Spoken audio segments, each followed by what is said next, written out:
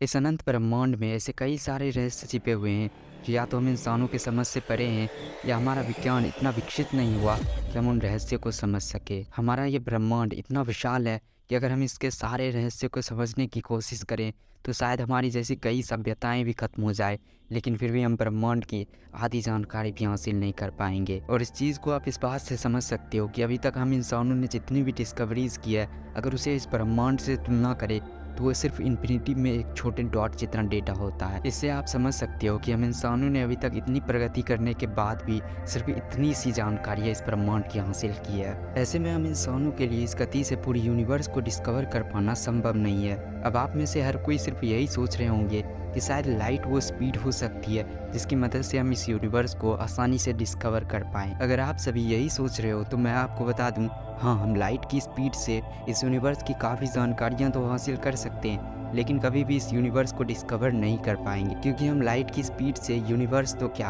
अपनी पूरी मिल्की वे को ठीक से डिस्कवर नहीं कर पाएंगे, क्योंकि सिर्फ लाइट को ही हमारी मिल्की वे के एक छोर से दूसरे छोर तक जाने में करीब 2 लाख सालों का समय लग जाता है। ऐसे में अगर हम लाइट की स्पीड से सिर्फ अपने गैलेक्सी के ही सारे सोलर सिस्टम को डिस्कवर करने की कोशिश करें तो शायद हमारी जैसी कई सभ्यताएं बनकर भी खत्म हो जाएगी, लेकिन फिर भी हम अपने मिल्की वे को भी ठीक से एक्सप्लोर नहीं कर पाएंगे। यही वजह है कि हम लाइट की स्पीड को कभी भी इस यूनिवर्स को डिस्कवर करने का सबसे अच्छा माध्यम नहीं मान सकते, और इसका सीधा अनुमान आपको रात के समय दिख रहे तारों से मिलेंगे, क्योंकि आप रात के समय में जिन भी तारे को देखते हो वो असल में एग्जिस्ट ही नहीं करते। दरअसल वो सभी किसी ऐसे स्टार से आती हुई लाइट होती है जो कि कई हजारों या लाखों सालों पहले नष्ट हो गए होंगे। अब ऐसा इसलिए हो पाता है क्योंकि इस यूनिवर्स में किसी भी एनर्जी को डिस्ट्रॉय नहीं किया जा सकता, और लाइट भी एक तरह की एनर्जी है जो कि टाइम के साथ ट्रैवल करती है और लाखों करोड़ों सालों के बाद हमारी पृथ्वी तक पहुंचती है, जिससे हमें ऐसा लगता है कि ये लाइट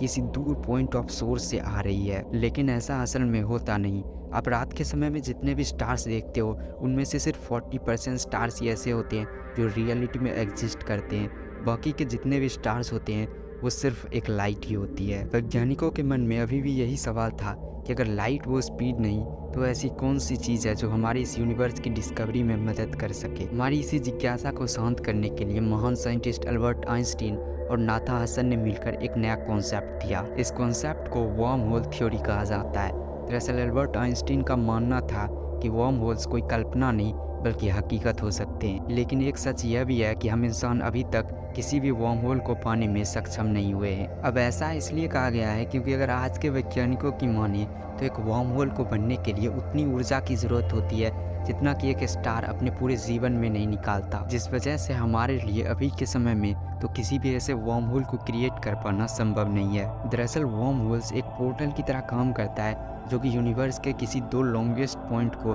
जोड़ने का एक शॉर्टेस्ट पाथ होता है। इसे अगर हम एक उदाहरण से समझे तो एक पेपर जो कि एक पूरा यूनिवर्स हो सकता है, और इसके एक पॉइंट से दूसरे पॉइंट तक जाने में हमें लाखों करोड़ों साल लगते हैं, और अगर हम इस पेपर को फोल्ड कर देते हैं तो हमारे लिए एक पॉइंट से दूसरे पॉइंट तक जाने का एक शॉर्टेस्ट पाथ मिल जाता है। और ये शॉर्टेस्ट पाथ और कुछ नहीं, एक वर्म होल ही होता है जो हमारे लिए स्पेस टाइम में कर्व को ला देता है। वर्म होल की मदद से हम न सिर्फ इस यूनिवर्स को डिस्कवर कर पाएंगे बल्कि यूनिवर्स के किसी भी एक पॉइंट से दूसरे पॉइंट जहाँ तक जाने में हमें प्रकाश की गति से भी लाखों करोड़ों साल लग जाते हैं, वहाँ महज हम कुछ ही समय में पहुँच पाएंगे। वैज्ञानिक आज तक ऐसे ही किसी वर्म होल को डिस्कवर करने में लगे हुए हैं, लेकिन महान वैज्ञानिक अल्बर्ट आइंस्टीन का यह मानना था कि अगर हमने किसी ऐसे वर्म होल को डिस्कवर भी कर लिया तो हम कभी भी उस वर्म होल का सही से इस्तेमाल नहीं कर पाएंगे, क्योंकि कोई भी वर्म होल्स कुछ ही समय के लिए बनते हैं और फिर नष्ट हो जाते हैं। अगर हमने किसी ऐसे वर्म होल को डिस्कवर भी कर लिया तो हमारे लिए सबसे बड़ी चुनौती होगी